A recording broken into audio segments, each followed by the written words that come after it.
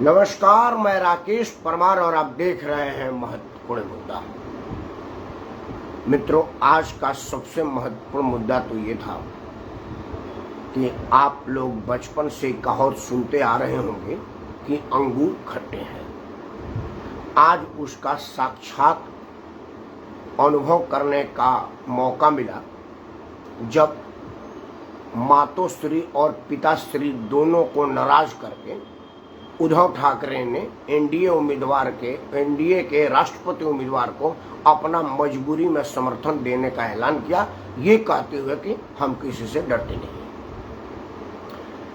मातोश्री पिताश्री का मतलब होता है उद्धव ठाकरे का मातोश्री पहली बार वो था जहां उनका जन्म हुआ था, जहां बाला साहब ठाकरे ने उनको लालन पालन के लिए बैठा कर रखा था। लेकिन जब से उन्हें एक नया साथी मिला है, उनका मातोश्री का एड्रेस बांद्रा के जगह 10 जनपद हो गया है। तो 10 जनपद के माता जी और आदरणीय शरद पवार साहब दोनों लोगों को नाराज करते हुए मजबूरी में महात्मा गांधी बनने का प्रयास उद्धव ठाकरे ने किया। उनकी पार्टी में टूट हो गई है, ये आपको पता है। सुप्रीम कोर्ट में ये मामला लंबित है, ये आपको पता है।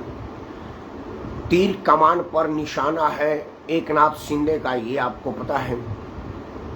उद्धव ठाकरे ये नहीं चाहते थे कि जिस लड़ाई को छल बल और प्रपंच से मैंने अपने सगे चचा के लड़के चचेरे भाई राज ठाकरे से जीता, उसको अपने ही एक शागिर्द के द्वारा हार जाने की जगहसाई हो। विधानसभा में टूट का जगहसाई हो गया, सरकार उनके हाथ से छूट गई। जिस मुख्यमंत्री बंगले वर्षा में बैठ करके वो फरमान जारी किया करते थे, वहां पर अब उनके अरमानों पर पानी बरस गया और अब वो अपने पिताजी के मातोश्री में अरमान फरमा रहे हैं। लोकसभा के उम्मीदवार, राज्यसभा के उम्मीदवार और वहां के चुने हुए जनप्रतिनिधियों की मीटिंग कल आहूत की गई थी, ये जानने के लिए कि भाई मतदान किसको दिया जाए, एनडीए उम्मीदवार श्रीमती मुर्मू को या यूपी उम्मीदवार श्री यशवंत सिन्हा साहब को। पता चला कि इस बैठक में बड़ा हंगामा हुआ और ज्यादातर संसद सदस्यों ने मुर्मू जी को मतदान देने का ऐलान किया। अब अगर ये खुलेआम ऐलान हो जाता तो विधानसभा में जगहसाई के बाद अगर लोकसभा में ये स्थिति होती तो तीर कमान पर से पकड़ और ज्यादा ढीला होने या छूट जाने का खतरा होता, क्योंकि विद्वान न्यायाधीश ये देखते, ऑब्जर्वेशन तो करते, हालांकि कोर्ट ऑब्जर्वेशन पर नहीं चलती, लेकिन कोर्ट में अगर कोई सीधा सबूत ना हो तो सर्कमस्टांसेस एविडेंस को रेफरेंस के रूप में लिया जाता है। प्रथम दृष्टया दिखने वाले सबूत पर विचार किया जाता है और वो कई बार फैसले का नजीर बना है।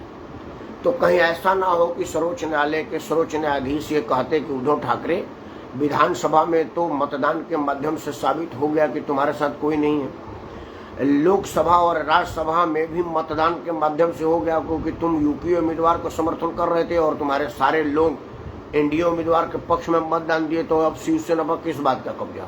छोड़ो, हटो, चलो अपने वर्तमान मातोश्री का सेवा करो जनपद में या पिताजी का मातोश्री का नाम रोशन करो बांद्रा में। स्थान तुम्हारा 2 ही है, डिसाइड कर लो, पार्टी को छोड़ दो। इन्हीं सब मजबूरियों को देखते हुए उद्धव ठाकरे ने वो कहावत को चरितार्थ किया कि अंगूर खट्टे हैं। ये मुद्दा बड़ा महत्वपूर्ण था। लेकिन जब से एकनाथ शिंदे ने ये दुनिया को बताया कि ये वाला शेर, बात आज शेर को हो रही है, लेकिन ये वाला शेर रंगा हुआ सियार है जिसको बाला साहब ठाकरे के टब में डुबा करके बाला साहब का कलर देने का प्रयास किया गया था, वो वर्षा में जैसे गया वो वर्षे में भीग करके उसका कलर उतर गया और पता चला कि यार ये शेर नहीं है, वो गिद्ध है। और लोगों को इसकी हकीकत का पता हुआ, फिर उन्होंने अगर असली शेर एकनाथ के साथ लामबंद हुए और इस नकली शेर से पिंड छुड़ाया है। महत्वपूर्ण मुद्दा ये नहीं है क्योंकि अब लोगों को इनकी कलई खुल गई है, रंग उतर गया है, सबको जानकारी हो गई। आज महत्वपूर्ण मुद्दा और भी था, बाढ़ से दुनिया ग्रसित है। मैंने विषय ये चुना था कि भाई आखिर हर साल समाचार पर सुनते हैं कि बाढ़ से ये गांव प्रभावित हुई, ये जगह प्रभावित हुई, हम कोई प्रभावी कदम क्यों नहीं उठा पाते जबकि बाढ़ आने की तिथि निर्धारित है। अब तो सैटेलाइट से मिले तस्वीर और वैज्ञानिकों के शोध से यह पता चल जाता है कि बारिश कब, कहां और कितना होगा। बाढ़ की स्थिति कितना भयावह होगी, फिर हम कुछ इस पर रोकथाम या इसके बचाव के उपाय क्यों नहीं करते। ये तब है जब हमारे वैज्ञानिकों की मेहनत परिश्रम से चांद पर घर बनाने की प्लान कर रहे हैं। अगले साल अभी भारत के यशस्वी विज्ञान एवं तकनीकी मंत्री ने सहर्ष घोषणा किया कि हम चांद पर जाएंगे और भारत के बच्चे ही जाएंगे। उसमें मैं चाहूंगा कि बचियां जाए, भारत की बेटी जाए, और मुझे पूरा उम्मीद है कि भारत की बेटी तो अकेले चांद पर जा सकती है, उसमें उसको किसी पुरुष की सहारे की जरूरत नहीं होती है। उनके प्रतिभा पर हमको रत्ती भर भी संदेह नहीं है, क्योंकि ये दुर्गा के देश की है, काली की देश की है, वो इंदिरा जी की देश की है, मायावती की देश की है, ममता बनर्जी की देश की है, पीटी उषा के देश की है, वैष्णवी पाल के देश की हैं। उन्होंने स्वयं में साबित किया है, उनको अलग से साबित करने की जरूरत नहीं है। लेकिन वैज्ञानिकों को मैं लिंग विभेद करके नहीं देखना चाहता। वो हमारे आदरणीय वैज्ञानिक हैं, पुरुष और महिला, उनका अपना शारीरिक संरचना है, ज्ञान विज्ञान और दक्षता में कोई किसी से कम नहीं है। लेकिन हम चांद पर घर बनाने की सोच रहे हैं और जमीन पर की मजबूरियों पर कोई अगर हम कंट्रोल नहीं कर पाते हैं, तो क्या ये वैज्ञानिक विफलता है या राजनीतिक नपुंसकता, या राजनीतिकों के भ्रष्टाचार को बल मिलने का एक माध्यम। प्रश्न दूसरा वाला सही लगता है। हमारे वैज्ञानिक तो पानी के अंदर घर बना देते हैं, पानी के अंदर से पुल निकाल देते हैं, पानी के अंदर से रेल चला देते हैं, पानी के अंदर से केबल निकाल करके दूसरे देश में पहुंचा देते हैं। तो ये छोटी सी बाढ़ उनके लिए क्या है। सवाल ये है कि बाढ़ के नाम पर लूट और बाढ़ के नाम पर जो बंदरबाट हमारे नेता अफसर ठेकेदार करते हैं, उस पर रोक लग जाएगा अगर बाढ़ रुक जाएगा तो जब बाढ़ ही खेत को खाए तो इस बाढ़ का क्या मतलब उस बाढ़ के मुकाबले में। इसलिए हमने कि इसको मुद्दा नहीं बनाया, क्योंकि भ्रष्टाचार अब भारतीय जनमानस में मुद्दा नहीं रहा है। मुद्दा आज आपको दिन भर लगा होगा नए संसद भवन के उद्घाटन में, जो उसके छत पर भारत का स्वाभिमान का प्रतीक, आन बान शान का प्रतीक अशोक स्तंभ के आकार प्रकार और उसके खुखार होने पर एक तो उन बेबुद्धि वाले लोगों को मैं हाथ जोड़ कर प्रार्थना करना चाहता हूं कि सबसे पहले आप अपने अपने आंखों की जांच करवावे, क्योंकि देखिए नजर का जांच संभव है। हमारे देश के वैज्ञानिकों ने नजर की बीमारी को दूर करने के लिए बहुत सारे इंस्ट्रूमेंट इजाद किए हुए हैं और इतने बढ़िया बढ़िया लेंस, और अब तो लेजर तकनीक से आंखों का आप सुबह जाइए और दोपहर को अपने घर जाइए, आराम से दिखता हुआ, साफ दिखता हुआ। लेकिन नजरिए का इलाज अभी नहीं हुआ है। अगर आप लोगों की नजर कमजोर है तो उसका इलाज करवाइए, कई सरकारी अस्पतालों में मुफ्त में है। लेकिन नजरिए का इलाज आपको देश की जनता कर रही है। अब आपको समझ में नहीं आ रहा है तो आपका नजर और नजरिया दोनों दोषी है। ये मैं बात इसलिए कहने पर मजबूर हुआ कि वो जो अशोक का स्तंभ है वो बिल्कुल वही वाला है जो भगवान बुद्ध के प्रतीक चिन्ह को लेकर के बनाया गया है, जो सारनाथ में है, या जो हमारे स्टैम्प पेपरों को मिलता है, या हमारे और कई चीजों में। मेरे पासपोर्ट पर भी यही अशोक स्तंभ है, कहीं कोई अंतर नहीं है। अंतर उसके इनलार्ज करने से है। मतलब मैं अपना तस्वीर दिखाता हूँ, देखिए ये मैं ही हूँ। अब आप इसको ऐसे देखेंगे तो मेरी तस्वीर की व्यवस्था देख लिए, अगर इसको आप ऐसे देखेंगे तो मेरी तस्वीर की व्यवस्था देख लीजिए, अगर ऐसे देखेंगे तो मेरी तस्वीर अलग दिखेगी, ऐसे देखेंगे तो अलग दिखेगी, और ऐसे देखेंगे तो अलग दिखेगी। ये ऐसा क्यों दिखेगी? वो लेंस फ्रेम और फोकस पर होता है। चूंकि अशोक का स्तंभ बहुत ऊंचा है और लोगों ने नीचे से फोटो खींचा, इसलिए उसका दांत का बड़ा होना और जबड़े का बड़ा होना और खुखार होने जैसा प्रतीत होता है। स्वाभाविक बात है कि सारनाथ में जो संग्रहालय में अशोक स्तंभ रखा हुआ है वो उससे कई गुना साइज में बड़ा है, तो बड़ा होने की वजह से भी कुछ अंतर दिखता है। इसका मतलब ये नहीं है कि अशोक स्तंभ के प्रतीक में कोई छेड़छाड़ हुआ है। पहली बात तो ये बिल्कुल नहीं हुआ है। लेकिन मैं उन लोगों के बात को ही ऊपर करूं कि अगर छेड़छाड़ हुआ है और अशोक स्तंभ चिन्ह में तब्दीली आई हो तो मित्रों, मैं आपकी बात मान लेता हूं कि शेर खुखार हुआ है, तो ये जो अशोक स्तंभ में शेर है वो भगवान बुद्ध का वो दिया हुआ प्रतीक चिन्ह है, जिसको उन्होंने सिंह गर्जना का नाम दिया था। अब सिंह गर्जना में, हाँ चंद्रमा यादव बाबू शुभ आशीर्वाद, सिंह गर्जना को मिमियाते हुए गरजते आपने कभी देखा है? कहाँ एक जनरल लाले की बात है, आप लोग चिड़ियाघर में देखे होंगे, क्योंकि ओपन जंगल में तो बहुत कम लोगों ने शेर देखा होगा या देखने का सौभाग्य प्राप्त होगा, क्योंकि अगर ओपन जंगल में आप शेर देख लेंगे तो आप स्वयं देखने के लायक नहीं होंगे। लोग आपको देखेंगे और कहेंगे कि यार ये आदमी तो था, अच्छा आदमी जैसा लग रहा था। आदरणीय बड़े भाई श्री सत्येंद्र प्रताप सिंह जी को सादर प्रणाम करता हूँ। एक बार पुनः हाथ जोड़ कर प्रार्थना करता हूँ कि आपके आदर्शानुसार वीडियो को मैं छोटा बनाऊंगा। आप जब से देख रहे थे उसे 15 मिनट रखूंगा, लेकिन आप कृपया बने रहिएगा। कल आपने अपना आशीर्वाद बीच में हटा लिया था, ये मुझे बहुत बुरा लगा। आप मुझे बुरा मानने का मौका ना दें, अपना आशीर्वाद बनाए रखें, क्योंकि जब तक आपको देखूंगा तब तक हौसला रहेगा और गलती होने का खतरा बिल्कुल नहीं होगा, क्योंकि आप मुझे सुधारते रहते हैं। इसलिए एररलेस वक्तव्य के लिए कृपया अपना आशीर्वाद बनाए रखिए। सुधीर चौधरी को हराने के लिए आगे करते हैं, आपका आशीर्वाद बना रहे, आपका स्नेह बना रहे। एक बार सुनिए और इसी तरह से मुझे मार्गदर्शन करते रहिए, अपना आशीर्वाद से नवाजते रहिए। तो सिंह गर्जना पर आधारित थी, तो मैं नहीं समझता हूं कि गरजते हुए सिंह को का कभी मुंह बंद करके गर्जना सुना है आपने? सिंह जब दहाड़ेगा तो मुंह फाड़ेगा, ये तो स्वाभाविक और नेचुरल क्रिया है। कहां से किसको लग रहा है कि सिंह गर्जना को मिमियाते हुए दिखाया जा सकता है? पहली बात। दूसरी बात, मैं मान लेता हूं कि अगर सिंह गर्जना करते हुए आपको बुरा लगता है, मतलब अब तक आप भारत के पूरे चरित्र को नपुंसक बनाने का प्रयास करते आ रहे थे, क्योंकि आप हैबिचुअल थे कि जब चीन की इच्छा हो आपको लतिया के चला जाए, जब पाकिस्तान की इच्छा हो आपको धकिया करके चला जाए, बांग्लादेश और नेपाल तक आपको आंखें दिखा देते थे, थाईलैंड और बर्मा को तो आपको धत्ता बताने में कहीं देर नहीं लगता था। आपको आदत पड़ गई थी लोगों की घुड़की सुनने और धूम करके दुम दबा करके शहर जाने की। क्या आपने कभी कल्पना किया कि भारत ये भी सोच सकता है कि भाई चीन बॉर्डर पर सड़क बनाए? देश का प्रधानमंत्री पार्लियामेंट में ये बात की घोषणा करता है कि चीन बॉर्डर पर सड़क निर्माण से चीन नाराज हो जाएगा। आप वो वाला शेर चाहते थे, अपने जमाने वाला जो शेर पूंछ दबा करके बैठा रहे, वो ये उम्मीद करें कि सीमा पर अगर हम सड़क निर्माण करेंगे तो चीन नाराज हो जाएगा? हमको चीन की नाराजगी कितनी डर थी। क्या आपने सिंह का चरित्र कभी ऐसा देखा है? क्या आप ऐसी सिंह की चरित्र देखते हैं कि पाकिस्तान में जाकर के मिमियाए गिड़गिड़ाए कि देखिए भाई मोदी को हराने में मैं सक्षम तो नहीं हूं, क्योंकि मेरे में आकंठ नपुंसकता भरी हुई है, आप लोग कुछ मदद करिए और हमको विजय दिलाइए? क्या आप उस तरह का सिंह देखना चाहते हैं? वर्तमान वाला सिंह आपको अच्छा नहीं लग रहा, जो दुनिया के कंधे से कंधा मिला करके आंखों में आंख डाल करके बात करता है, जो अमेरिका के प्रेसिडेंट को बराक बोलता है? आपको इस तरह की साइकोलॉजी अच्छा नहीं लगती? शेर पर बात आई है तो आपको एक कहानी बताता हूं, 2 मिनट का सुन लीजिए। क्या हुआ कि एक शेर और एक बकरी का बच्चा एक साथ जन्म लिया। बकरी का बच्चा और शेर का बच्चा एक साथ आए, चूंकि कोई आदमी बचपने से हिंसक नहीं होता है, तो शेर का बच्चा और बकरी का बच्चा दोनों साथ साथ पले बढ़े और आगे बढ़े।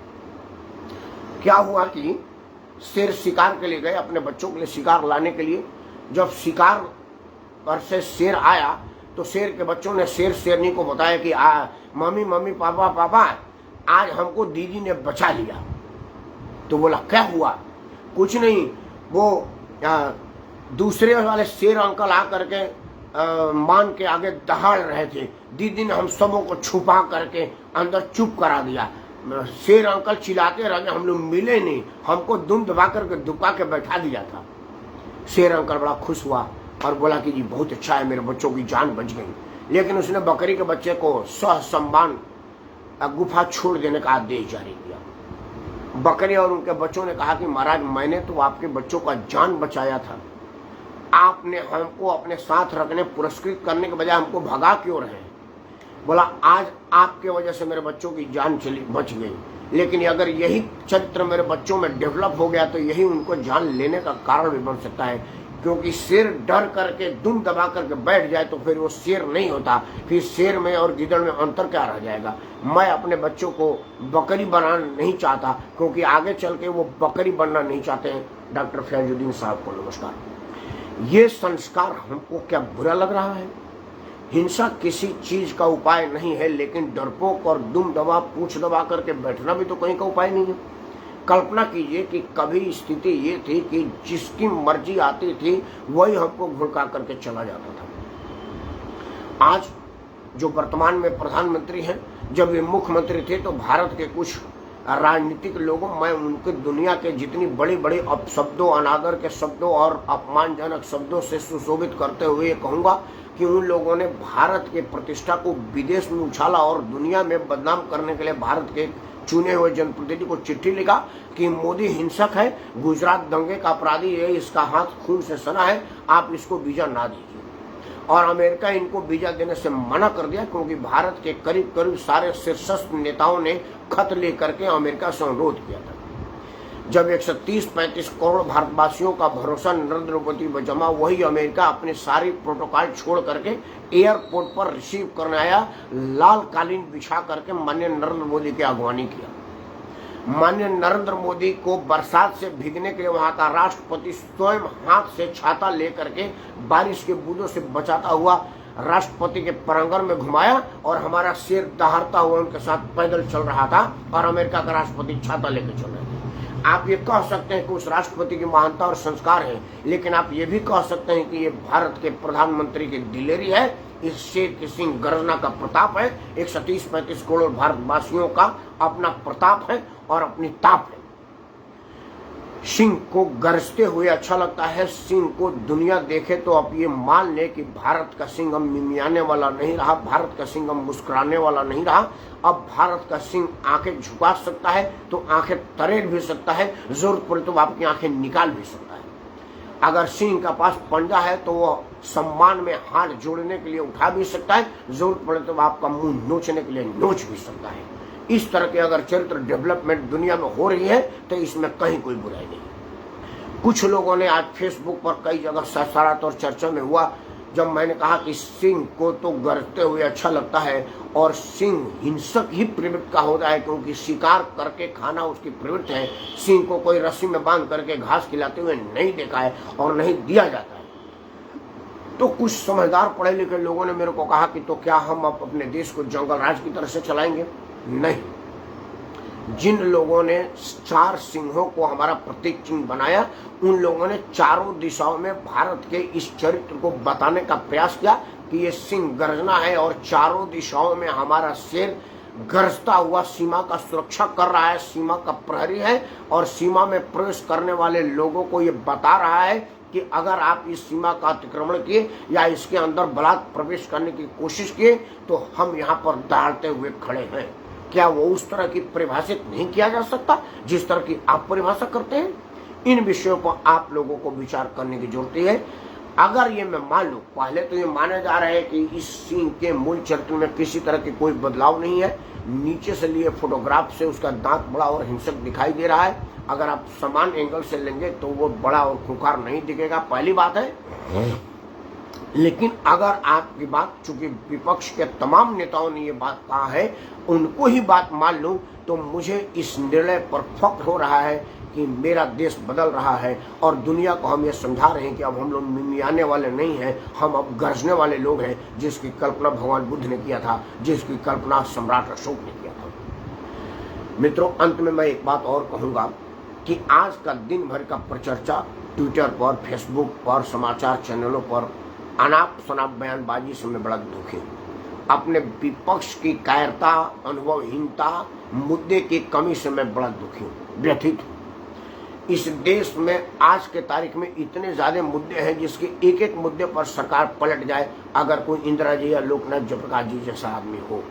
लेकिन क्या हो गया इस विपक्ष का, जिसने दिया जलाया इस बात पर विरोध हो रहा है, पूजा किया इस बात पर विरोध हो रहा है, शेर को खुखार बना दे इस बात पर विरोध हो रहा है। असली मुद्दा जिस पर देश के जनता का भरोसा जीता जा सकता है, जनता का कल्याण किया जा सकता है, उन मुद्दों पर सांप सूख जाती है। या वो लोगों को मुद्दे की पहचान नहीं है या ये मुद्दों को उठाना नहीं चाहते, ये तो आप बेहतर जानेंगे या वो लोग जानेंगे जो नहीं खा रहे। एक बात आज और आया, ओवैसी ने कहा है कि लोकसभा का मामला था तो लोकसभा अध्यक्ष को उद्घाटन करना चाहिए, प्रधानमंत्री संसद का हेड नहीं होता। मुझे कभी कभी ओवैसी के अनुभव और उनके पढ़ाई पर संदेह होने लगता है। सुना है कि ओवैसी प्रैक्टिशनर एडवोकेट बेशक ना हो, बट कानून की पढ़ाई किया है उन्होंने और अपने में इस्लामिक स्कॉलर के अलावा पढ़े लिखे गुणी महीन आदमी में से भी गिने जाते हैं। अगर इस तरह की बात है तो शायद ओवैसी साहब को इस बात की जानकारी नहीं है कि प्रधानमंत्री लीडर ऑफ पार्लियामेंट होता है, लीडर ऑफ अपोजिशन नहीं होता, वो सदन का नेता होता है। लोकसभा का नेता होने के नाते प्रधानमंत्री लोकसभा का सर्वोपरि है। अध्यक्ष का काम संचालन कर रहा है और संचालन में वो कस्टोडियन है, ये जरूर बात है। लेकिन जिस पार्लियामेंट बिल्डिंग के अशोक स्तंभ का उद्घाटन किया था उसमें राज्यसभा का भी कार्यालय है। तो कल को ये प्रश्न उठता कि भाई लोकसभा चूंकि ओम बिरला है इसलिए उद्घाटन करा दिया, राज्यसभा में जनता दल यू के सांसद राज्यसभा के उपसभापति हैं इसलिए उनसे नहीं कराया गया, तो क्या होता? कल को ये भी तो प्रश्न उठ सकता था कि भाई देखिए लोकसभा का अध्यक्ष भारतीय जनता पार्टी का कार्यकर्ता था, इस वजह से किया गया, राज्यसभा वाला जनता दल का इसलिए नहीं किया गया है। और अगर राज्यसभा वाले से कराएगा तो लोकसभा वाला क्यों नहीं करेगा, लोकसभा से कराएगा तो राज्यसभा वाला क्यों नहीं करेगा? इस तरह के अनाप शनाप बात से बढ़िया था कि highest civil authority of India constitutionally hold post है प्रधानमंत्री का, उनसे उद्घाटन करना सबसे बड़ा उद्घाटन है। अब रहा कि पूजा करके क्यों किया? नरेंद्र मोदी ने अपना धर्म नहीं बदला है। नरेंद्र मोदी धर्म से सनातन है और एक आदमी सनातन धर्म वाला अगर किसी सांस्कृतिक कार्यक्रम को कर रहा था तो क्या वो जीसस की पाठ करके करता, जबकि जीसस का पाठ उसके धर्म में नहीं है? क्या वो बिस्मिल्लाह करके करता, जबकि इस्लाम उसके धर्म का हिस्सा नहीं है? अपने रीति रिवाज से पूजा करना, किसी भी पूजा पद्धति को धर्म के साथ जोड़ना नहीं है। पूजा पार्लियामेंट नहीं कर रहा था, प्रधानमंत्री कर रहे थे, और प्रधानमंत्री धर्म से हिंदू है, ये बात तो जग जाहिर है। तो इसमें कहाँ कोई विरोध की बात है, मेरे को समझ में नहीं आ रहा है। अंत में मैं एक ही बात अपने विपक्ष के नेताओं से कहूंगा कि मुद्दे का पहचान करें जिससे जनता का कल्याण हो। ऐसे मुद्दों को ना उठाइए जिससे ना तो जनता का कल्याण हो ना आपका कल्याण हो, सिर्फ टीवी डिबेट का हिस्सा हो। तो टीवी में टीवी खेलते रहिए, जनता आपको ट्यूबरकुलोसिस समझ करके दूर भगा देगी। जिस तरह से तपेदिक की बीमारी को छुआछूत मान कर दूर होती थी, सारे अपोजिशन को लोग टीबी की बीमारी समझ कर दूर होते जा रहे हैं। इस पर जरूर विचार करिएगा। और अंत में गरजता हुआ सिंह गर्जना को मैं अपना समर्थन देता हूं, और सिंह को गर्जना ही चाहिए, लोगों को इससे डरना ही चाहिए। इन्हें शब्दों के साथ मैं राकेश परब भारतीय संविधान की जय हो बोलते हुए भारत माता की जय, वंदे मातरम, भारत के संविधान की जय।